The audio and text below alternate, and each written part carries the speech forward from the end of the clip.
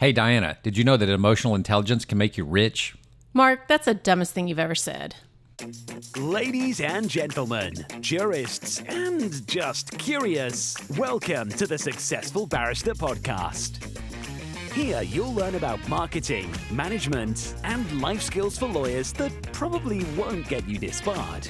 Hosted by Marc Whitehead, a seasoned lawyer who remembers when fax machines were cutting edge, and Diana Berry, attorney, COO, and the brains behind the scenes. Together, they are the legal world's most dynamic duo since statutes met regulations. So if you're looking to build a practice, not a prison, you're in the right place. Welcome to the Successful Barrister, where legal legends are made. And welcome to the Successful Barrister podcast, the podcast for lawyers about marketing, management, and life skills that probably won't get you disbarred. I am your host, Marc Whitehead, along with my co-host, Diana Berry. Hey, Diana, what's up? Hey, Mark. Oh, not much. It's a beautiful Monday here in Houston, Texas. Awesome. So, as I realized when I looked at our ratings, that apparently our marketing episodes do the best in ratings. So we're going to talk about marketing from here to eternity. So whatever it is we say today, it's got all to do with marketing, okay? You're going to have to do a lot more podcasts. And Okay. Today's one that I helped mostly prepare. Can we say that? So what are we talking about today? Emotional intelligence For or marketing. EQ. For marketing.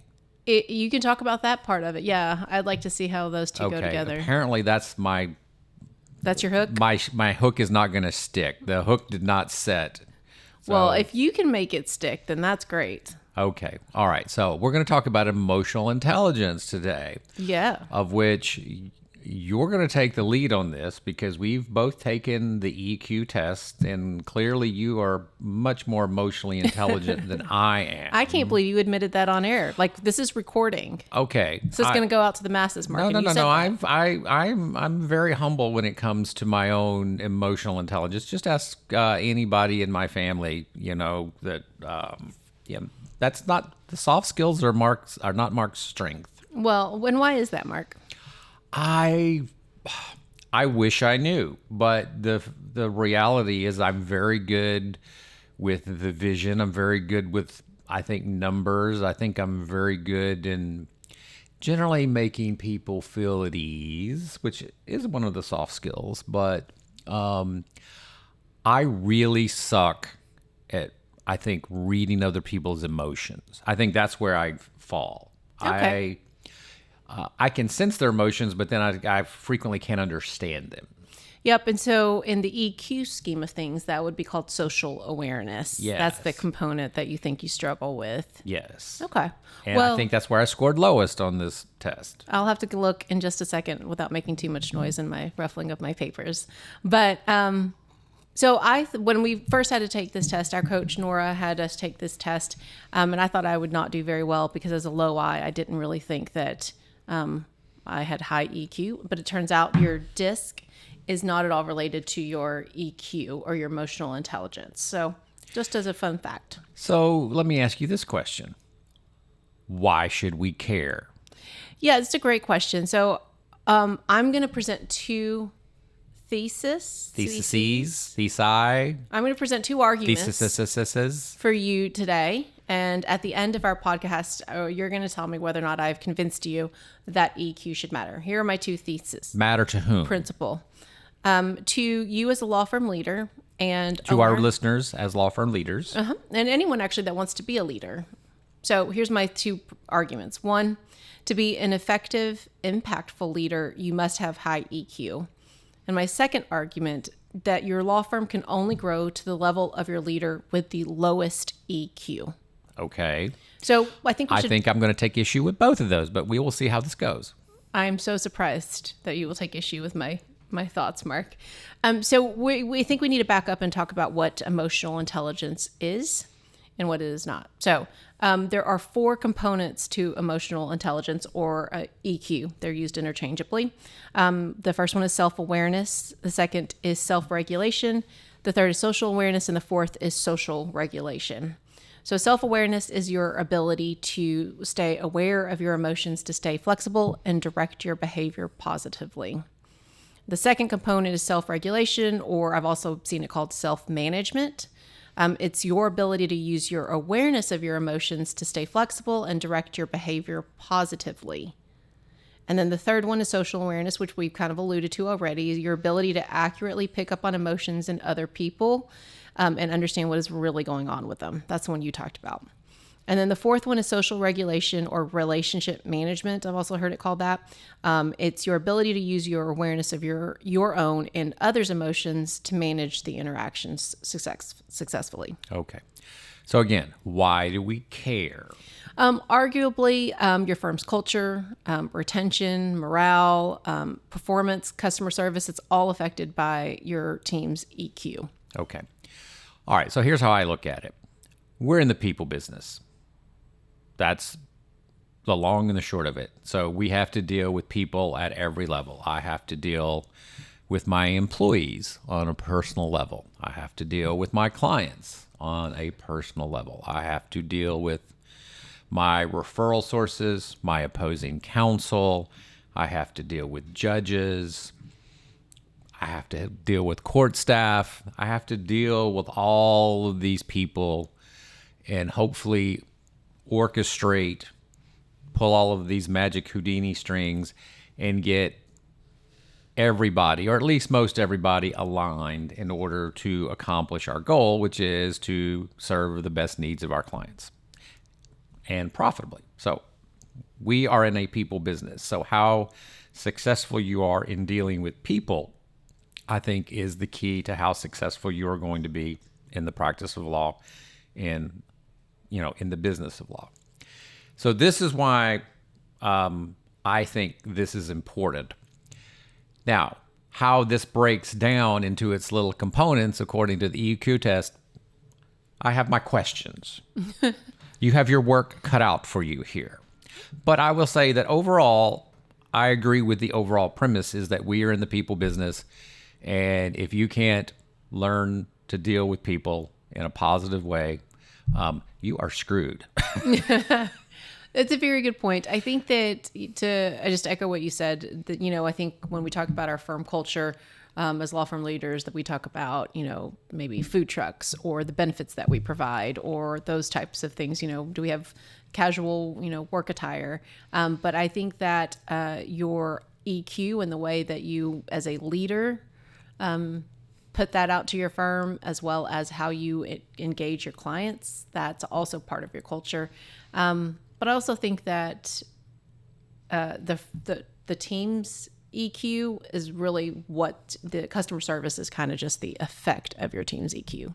That makes sense? Yes. So I guess let me ask you this question. Do we test for this in our people? We do not, though there are multiple tests on EQ. We took two, which it's a great segue, and a few other vendors have EQ tests, and I know of other law firms that do test for EQ before hiring, but we do not use one. So the two tests that we took, Mark, one is through TTI. That was the one that Nora had us both take and that we'll probably reference the most. And then there's another one through a book called Emotional Intelligence 2.0 that we had to read for Atticus. Do you remember? I remember skimming that book, yes. So they talk about, I think those are two great resources if you want to test. As we've talked about multiple times, what you don't measure, you can't improve. So I think it's important to at least understand. Yes, I did score higher, for whatever that's worth, on the emotional EQ test. And then we're going to talk a little bit more about your EQ test. So Okay.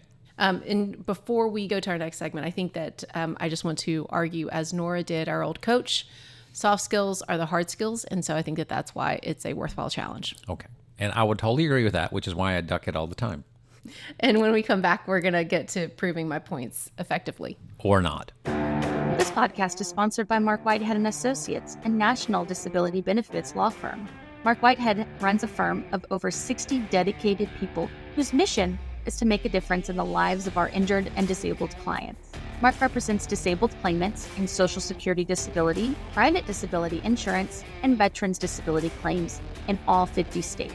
Mark Whitehead is double board certified in both Social Security disability law and personal injury trial law. Mark has litigated disability cases in over 40 states and counting and can help your clients too.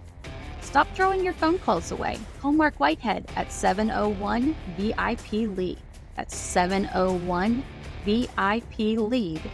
Or visit our website at disabilitydenials.com.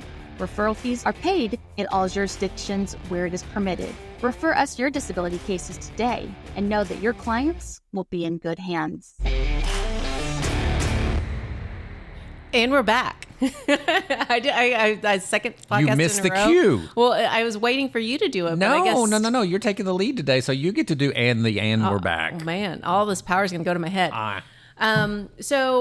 And we're back to talk about my two theses. We should have Googled that on the break. But my two arguments. My first one, of course, on EQ is that to be an effective, impactful leader, you must have high EQ.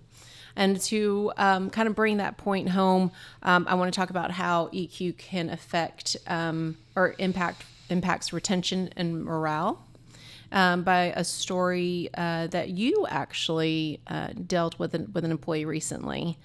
You had to have a sit down with a fairly new employee. Do you know which story I'm talking about? I know what story you're talking about. So do you want to kind of let our listeners in? Okay, so I mean, I was clearly seeing some behavior in meetings that that just bothered me. And there was no one specific incident that was in and of itself was horrendously bad, but I just saw a pattern over 3 or 4 meetings, and I'm like, this pattern has struck me as this is something I'm not quite certain that this person even realizes what they're doing. Or maybe they do. I don't know.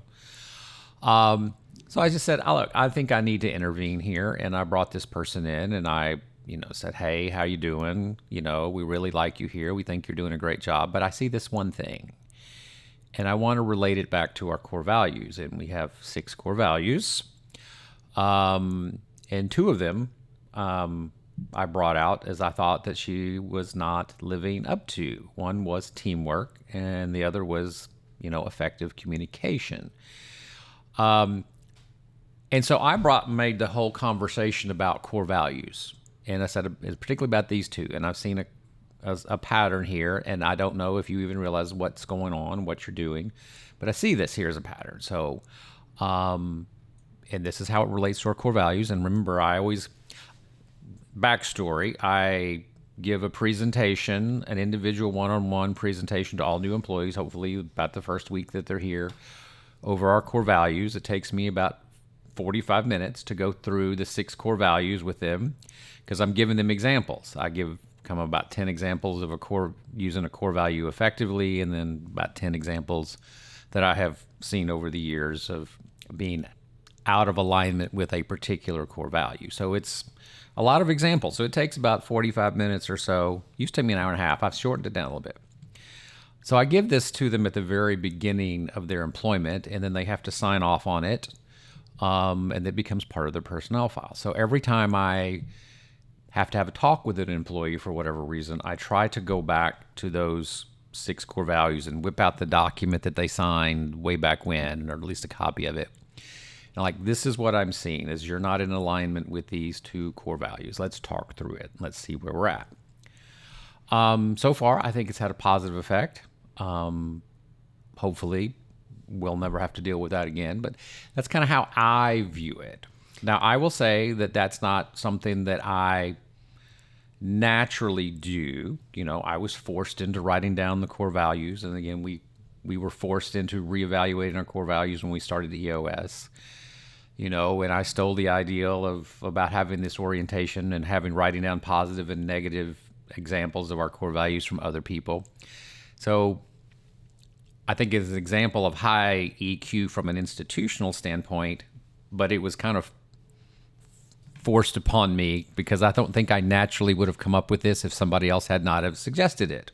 But I'm glad they did, because it gave me a tool that otherwise I would not have ever. I personally don't think I ever would have thought about it on my own because, quite frankly, I'm not so great at the soft skills. So You can teach a monkey a new trick. That's all I'm trying to say. Well, and I think that that's a great example of how EQ, I think you said it best, that EQ is actually a tool. It's just another tool in your toolbox. And to prove my thesis that to be an impactful and effective leader, you have to have high EQ. That was an instance where I think you did exhibit high EQ. I think that that's a story a lot about what the component of relationship management or social regulation. And so one of the strategies from Emotional Intelligence 2.0 is to take feedback well and to acknowledge the other person's feelings. And so, I think that a great opportunity for that employee would have been to, just acknowledge that your viewpoint and hopefully take ownership of her part in any challenges that were created because of her behavior. Yes. And again, first of all, I think to have these conversations, you have to have people that are open and receptive to the conversation. Yes, you can't. Can't force it on them. Well, and you can't have someone who is defensive and is unwilling to exhibit ownership. Right, and that is the enemy of a high EQ is I think defensiveness. Absolutely. Closed-mindedness. You have to be open, and you have to be able to, accept criticism for it to be effective. Otherwise, you're just yelling at a wall. So, and I think that that's on both sides. And so I think that in that instance, to prove my thesis here, that you were an effective and impactful leader, and it has to take both on both sides. And so on the other side, I think we should talk about an example where perhaps I did not exhibit high EQ. So, and as everyone knows on teams, conflict is inevitable, and someone with high EQ can manage that conflict well. Again, so to be an effective, impactful leader, you have to have high EQ because high EQ helps manage conflict. But there is an example that sticks out in both of our minds where I completely lost my blank during a level 10 meeting. That blank would be shit. She lost her shit. So without completely ruining my reputation, Mark, do you want to share with our listeners about what happened? Well, I mean, my best recollection is that we were sort of at the end of the meeting. I think we were rating our meeting, were we not? I mean, we were very darn near close. We were I getting nearly close. made it out of that meeting without at the end of a level 10 meeting, you're supposed to rate the meeting, I guess, 1 to 10, 10 being a good meeting. That's why they're called level 10 meetings. And I think we're somewhere in that point, and I think you gave the meeting a 5, which is exceptionally low. Yes. So, of course, you have to then state why you rated the meeting so low. And that's when you kind of just went off. Which goes to the point is, even though I think that you have exceptionally high EQ, especially relative to me, everybody can have their moments. Yes. What was the example I gave earlier? What was the Pink Floyd reference I was talking about? I don't know. I don't know. I'll come back. There was a Pink Floyd reference that I was going to make. This just dates me again. None of you people even know who Pink Floyd is. But the point is even people with pretty good EQ can have their moments, and you had a moment. Oh, I absolutely had a moment. But again, to my thesis, if this was my MO to blow up in meetings, because that's what it was. I had let things simmer, and I just erupted. It was a volcano, and I hopefully did not do any personal attacks, but I certainly let people know why I was frustrated and what their behavior was doing, that it was the cause of my frustration. And so in EQ speak, at that moment, I had very low self-regulation. And so usually, like on this test, out of a 1 to 100, I scored an 85 on self-regulation. So on the mean, on most days, and just awareness level, I actually do pretty well on self-regulation. But to my point, I think of about if you have to be an effective, impactful leader, which is what I want to be, if I led that way, if more often than not, I was prone to either inconsistent emotional outbursts or just what I would call a temper tantrum that probably would not make me an effective and impactful leader. Emotional Intelligence 2.0 says that some tools that I could have utilized when I'm exhibiting low self-regulation, because the point is that, even though I'm like an 85 on this test, I will have moments of very low self-regulation. And so when you do have these moments of low EQ, there are strategies that you can utilize to be a better leader. So, for example, some things I should have done: count to 10. That would have helped a lot. I also should have slept on it. So I think one of the things that you did that day is you let it build up. I did. And so as opposed to what could you do after the fact, what could you do to prevent it to begin with? And so we have this concept within EOS of healthy rumbling. In other words, healthy conflict. And I think as opposed to having healthy conflict earlier in the meeting or even earlier prior to the meeting, you kind of just let it slide. You didn't address it, and then it just built up. And that's what happens. When things build up, they can blow if you don't find a proper release valve. And so that would have been an example of time that maybe some healthy rumbling, maybe 20 or 30 or 40 minutes earlier into the meeting, might have diffused that situation and might have come up with a different outcome. I completely agree. One of the things that's still something as a leadership team that we struggle with. And, we've talked a lot about different books that we're reading now, like 5 Dysfunctions of a Team and, Lencioni's work, and how trust is the foundation. And if you don't feel trust on your leadership team to be able to voice that conflict, all those emotions and feelings and all the thoughts just have nowhere to go. And so that leads to these kind of eruptions. And so similar to what you said, my takeaway from that was that I was working too hard. I was burnt out. And after that, just took a massive step back from work. I stopped. I was actually around the time last year where I was working every weekend, every vacation, and just at home a lot, working at nights. And it was just starting to wear on me. And so I took a step back and just kind of found some balance in my life. And I think that helped with some of that regulation, hopefully. Mm-hmm. So those were my 2 examples, Mark, of how to be an effective, impactful leader, you must have high EQ. Okay, so wait, you can't rule now. You're going to rule in the closing segment. Okay. That's killing you.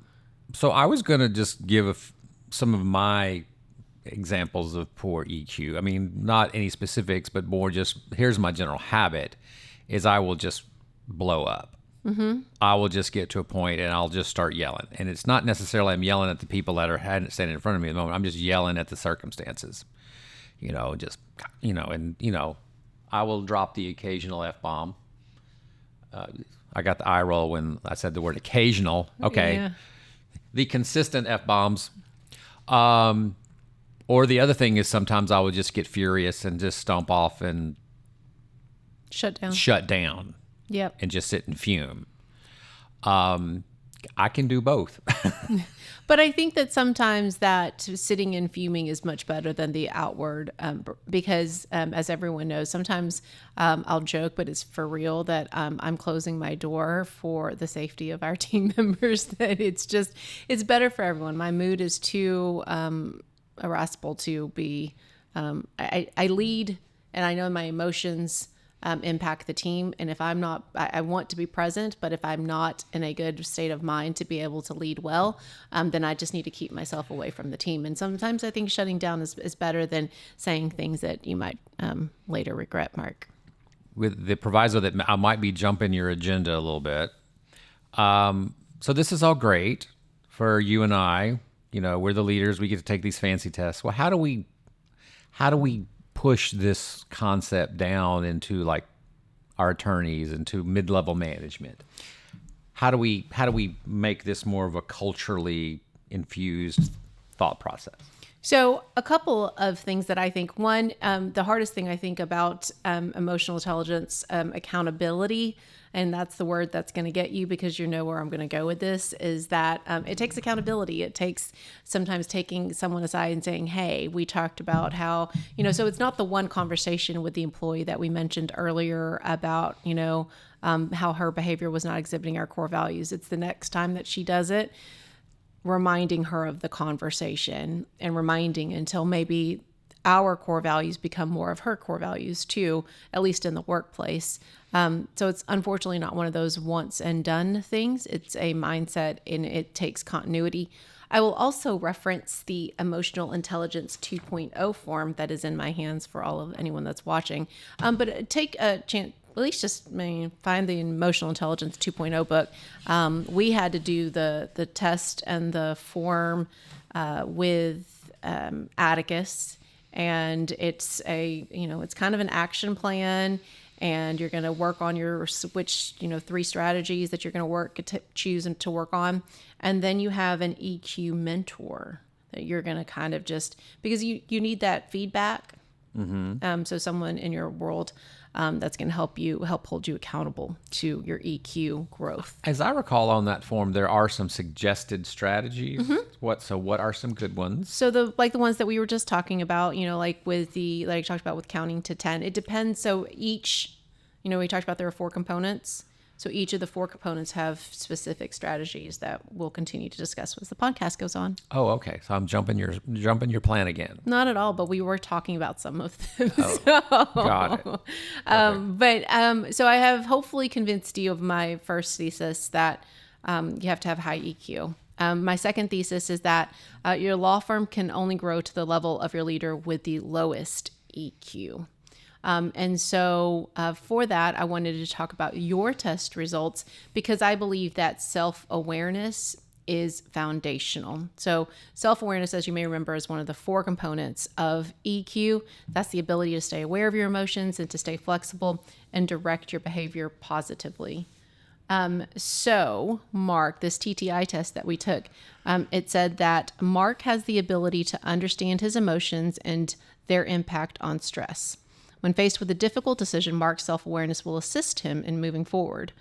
Marc's self-awareness allows him to notice when his emotions begin to escalate in most instances, and he's aware of how his emotions impact his goals, motivations, strengths, and key aspirations.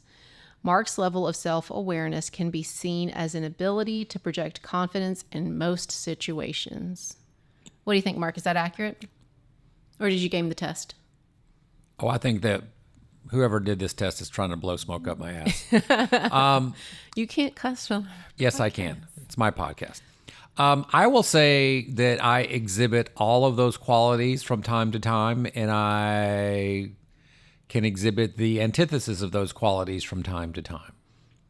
So that is one of the things that I find a little off-putting about all of these personality tests. It says Marc does this, Marc does that, and I'm like, yes, I do all those things, but I also do the antithesis of all of those things from time to time. So it depends. Yes, I think I do a fairly good job of it. I certainly know that I'm not the best at it, and I recognize my shortcomings. I will also say that there are times, when I can put on the asshole mask when I need to, So I have an example of this. So I even pointed it out to my daughters once. Do I want to know this? Yes. We didn't script this part, guys. Oh, I was building a pool in my backyard. This was 8 years ago, and the contractor was just screwing up, and they were sending this kid as the supervisor, and I just decided it was time to light a fire under him because he was just rather apathetic. And so I told my wife and the kids, all right, I'm not really mad, but watch this. Oh. And I went outside and just reamed him. Okay. About all the things and about how it was totally unacceptable. And I was just using my big boy voice and blah, blah, blah. And my kids were like, whoa, Daddy's pissed. And then I walk back in and I'm all smiles. And they're like, and I'm like, see, Daddy can flip the switch whenever Daddy wants to when Daddy needs something. So that was like, I will occasionally blow for a calculated reason. Yes. I can use that. I can flip that switch from time to time when I feel it would be helpful in the moment. Yeah. So I think that was in my preparation for today. you actually, I removed this part of the this part from the discussion because, and then you made the point anyway. But some of the arguments against EQ is that EQ can be manipulative. People with high EQ can manipulate situations, as you just proved my point. So, because actually in your TTI test, that's the Target Training International test, your highest score on the 4 components was actually self-awareness, a 78 on the scale of 1 to 100. So you exhibit high self-awareness, and I think that that's a great story to show that you actually do perhaps manipulate you learn this, people with your learn high this EQ. when you become a parent, because you frequently have to put on, as I say, put on the dog. You have to put on a show sometimes for your kids. I have 4 kids, and so sometimes you have to learn how to give that glare staring right through them so they get the message, even though you're not really mad. It's like my kid who like drew all over the wall with a marker. In reality, I thought it was kind of cute. I was like, I'm going to cut that out. I'm going to cut that sheetrock out and frame it because I just thought it was kind of cute. But I had to give them the, how dare you? You have to give them the don't ever do that again speech, even though I just thought it was kind of funny. I didn't care. It's upstairs. I never.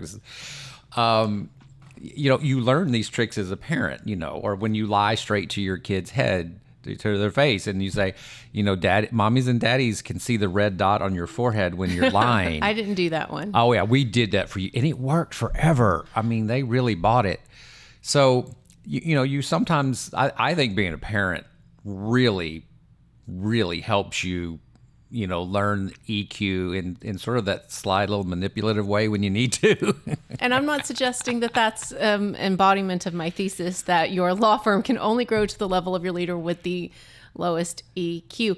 But, which I'm going to dispute in the final thing, but you go right ahead. Well, I mean, we can discuss, but I think that examples when team members, of how, low EQ, when you don't have self-awareness, you say things a lot of the time like, well, I don't understand, fill in the blank. I don't understand why you're upset because I said this, or I don't understand how what I did upset you so much. If you don't know how your emotions or how your behavior impacts your team members, then you probably have low self-awareness, and you won't be a great leader. I think that it's also just basically another way of avoiding responsibility for your part in this, whatever this conflict is happening. So for example, on our leadership team, if you have a bunch of people who don't have high self-awareness, you're just going to have people talking at each other or at cross purposes rather than acknowledging the conflict that's existing in place. What I have seen, quite frankly, is I have seen the people with the high EQs sort of gang up, against the person with the low EQ, kind of like not to their face, but kind of like afterwards, they'll get in the side room and like, did you just see what just happened here? And they'll just start talking, because people with high EQs, in my opinion, recognize other people with high EQs, and they tend to I don't know. They tend to want to talk to each other about the people who do not have high EQs. I don't know. I mean, because I don't know our leadership team's EQs. So you must have EQ scores. So you must have some information that I don't. Well, no, I don't have the EQ scores. I'm just like from my own personal observations about who I think has a high, who I would perceive would score well on an EQ test versus the ones I perceive might not score so high. Then I think that therein lies the fallacy of your argument, that people who you think would score well on an EQ test are probably the ones that are not, unless they're gaming the test.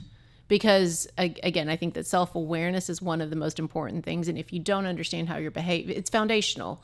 We talked about this in our last podcast. It was one of my favorite books. If you don't have awareness, you can't have ownership, which means that you're not going to be able to lead a team effectively, which is, again, my thesis. But the Strategy from Emotional Intelligence 2.0, the book with the little helpful template there, was to seek feedback, which I think is important because apparently you and I are talking at cross purposes right now about who we think has high EQ, and my mind's spinning about people who you think have high EQ on our team. But also, if you didn't know my scores, would you think that I have high EQ?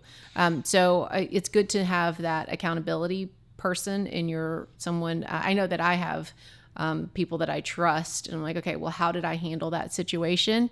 And how could I have done better? And I have done that multiple times since that blow up on level 10s. I've sought feedback from people I trust to say, okay, well, what did you think? How could I have done better? And, I appreciate that. So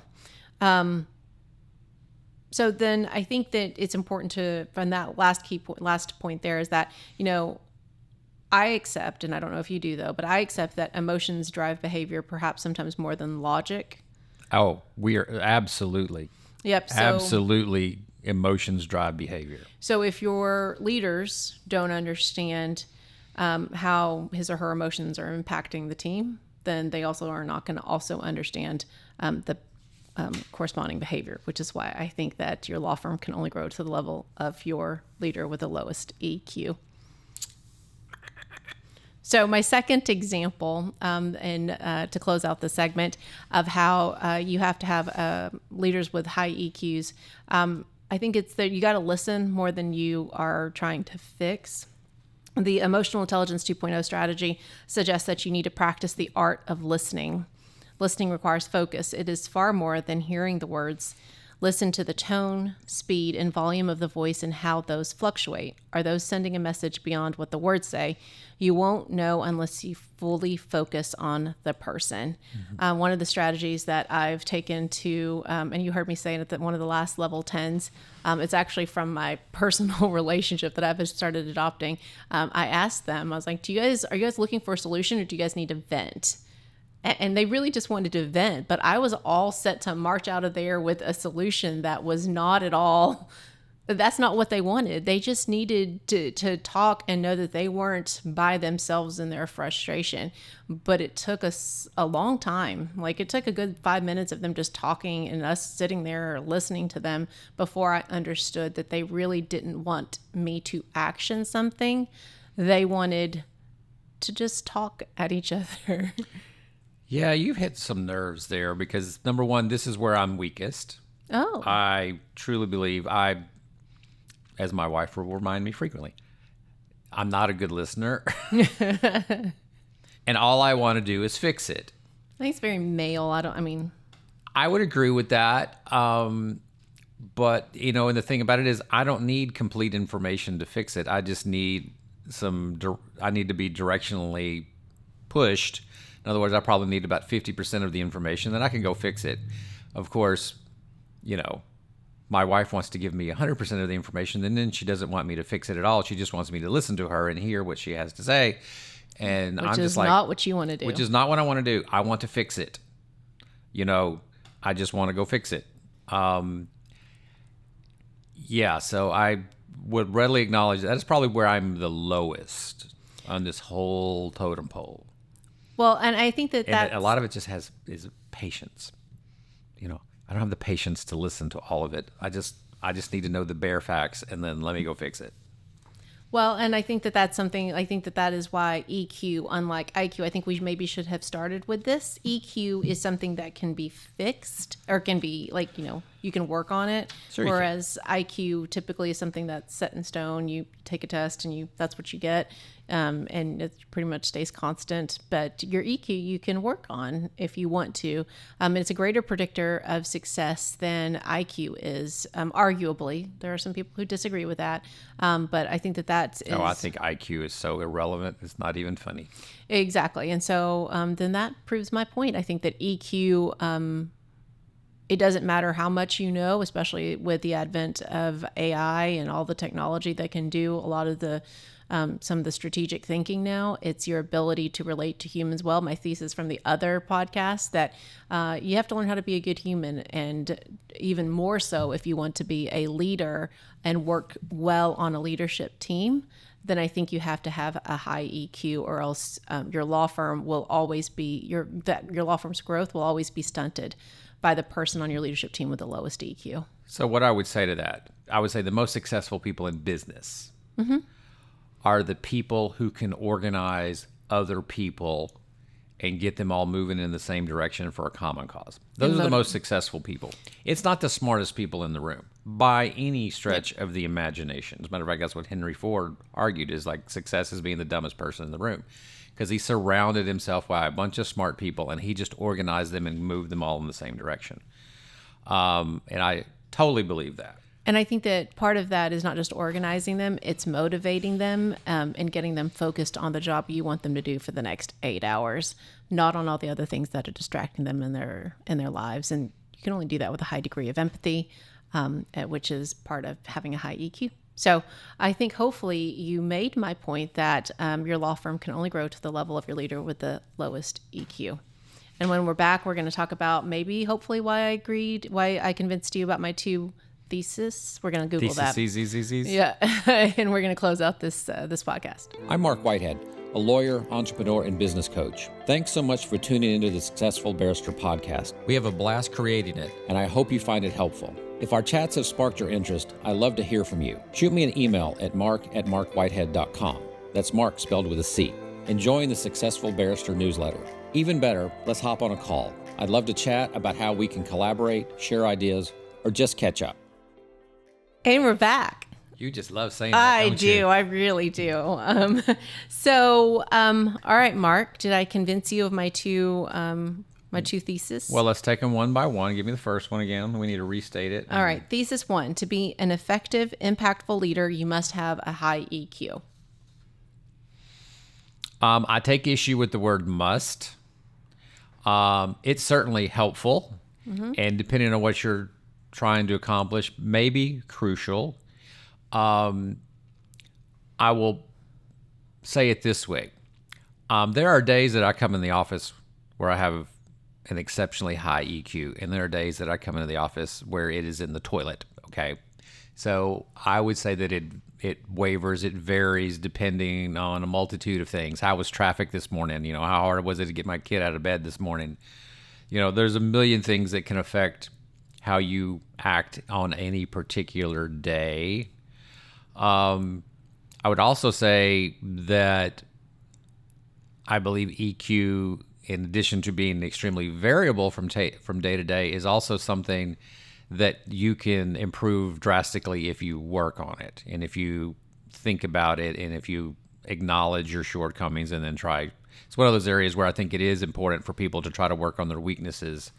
We frequently say, hey, play to your strengths, delegate out the weaknesses. I think this would be one area where, no, this is not something that you can delegate out. This is one of those weaknesses that you should actually make a concerted effort to get better at. So I will say I will generally agree with your proposition, but I don't like the word must. Well, that's more than I thought I was going to get. What about thesis 2? Your law firm can only grow to the level of your leader with the lowest EQ. I would disagree with that. I will certainly say, again, it is a handicap if you have a leader with a low EQ, okay? But you can work around it. You can expand beyond it. I wouldn't say you're totally capped there. You will just have to build other bridges to work around it. It's something you have to deal with. I mean, I can guarantee you that we have certain people in our firm that are extremely productive people, but may suffer, a little deficiency in the EQ department. That doesn't mean we're capped by that. I feel that it is something we have to acknowledge and adapt to and work around. Oh, sorry. I should have been more clear. Your law firm what was my thesis? Your law firm can only grow to the level of your leader. Yeah, I said that correctly. The level of your leader with the lowest EQ. I'm not talking about everyone in your law firm. I'm talking about your leadership team will always be hampered by the person with the lowest EQ because you will not be able to have good, productive discussions that, heal from conflict and that repair from conflict because you won't have trust on the team. Yeah. I abhor absolutes. So I disagree with the absolutism in the statement, but I generally agree directionally with what it says. How about that? Again, that's more than I would have hoped for. So I think I did okay on this podcast to hopefully convince you that I think that we do need to continue to work on, EQ with our attorneys kind of helping and our leadership team kind of helping them build that. I think you said it right that EQ is a muscle, not a milestone, which means that like every muscle, you have to take it to the gym and work on it. It's also strategic. I think you said that earlier in the podcast, that it's just a tool. It's not a soft tool. I know we said that, and I know we talk about how EQ is a soft skill, but it's really more strategic. And I think you proved the point that it can be used to manipulate people, apparently. Well, I don't like the word manipulate so much as to influence people to go in the direction that you're seeking to go. Now, is that manipulation? Manipulation is such a loaded word, but you are guiding. I am guiding people in the direction that I would like them to go. So in closing out our segment today, I will just say that, I think EQ doesn't mean being soft, or it's not some fluffy thing. I think it means leading with empathy, clarity, kindness, and emotional precision. And that's how law firms can grow stronger and more from that level, taking you from one level to the next. Okay, so for our listeners who might be interested in these tests that we have taken, how would they go about finding it? How much do they cost? We got ours through Atticus, the EQ test. I know Agile EQ Agile has some tests on them. And then also, of course, Emotional Intelligence 2.0 is a book whose author I am currently forgetting. And there's a great Harvard Business Review EQ series that that you can find online. And of course, Dare to Lead is one of my favorite books, and that's just foundational. Okay, so they could probably Google EQ 2.0. Emotional Intelligence 2.0. Okay, and that would get you to the first test, which I believe is free. Well, once you buy the book. Is it? Okay, all right, fine, buy the book. Okay, so parting thoughts, parting words of wisdom for our listeners. EQ is strategic. Whether you want to call that manipulative or not, EQ is strategic. And if you find yourself plateauing in your law firm or trying to get to the next level, try channeling into a new skill, which is EQ. And with that, thank you for listening to The Successful Barrister. I gave her the look. I was like, if you're in charge, you're in charge. Where legal legends are made. I'm Mark. And I'm Diana. And together we're the dynamic duo of law. Remember to rate and review us. And if you enjoy listening, please tell your friends. Very much appreciate all of the recent reviews. Thank you. Visit us at successfulbarrister.com and our sponsor, Marc Whitehead and Associates at disabilitydenials.com. A national disability law firm. Okay, it's not all written on the piece of paper. Some of it's got to be in your head, okay? I knew he was not going to let me have that one, guys. But also, if you enjoy this podcast, please let me know. Diana at markwhitehead.com. Thanks, guys, for listening. Bye.